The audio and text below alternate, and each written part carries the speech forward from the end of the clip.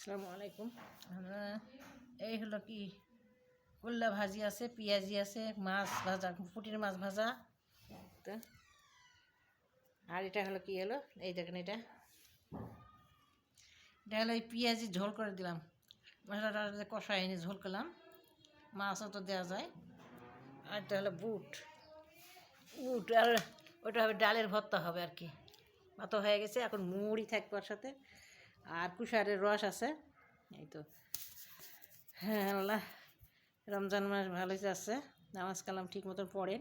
আমার কোরআনটা হয়তো এক থেকে দুই খতম দেওয়া উচিত, যারা পারবেন পড়েন। আর এই দর্শন কলমা পড়েন। ইফতারিগুলো আর খাওয়ারগুলো আগে আগে করে নিন, নাহলে ইফতারির আগে সময় পাওয়া যায় করে নিলে। এই তো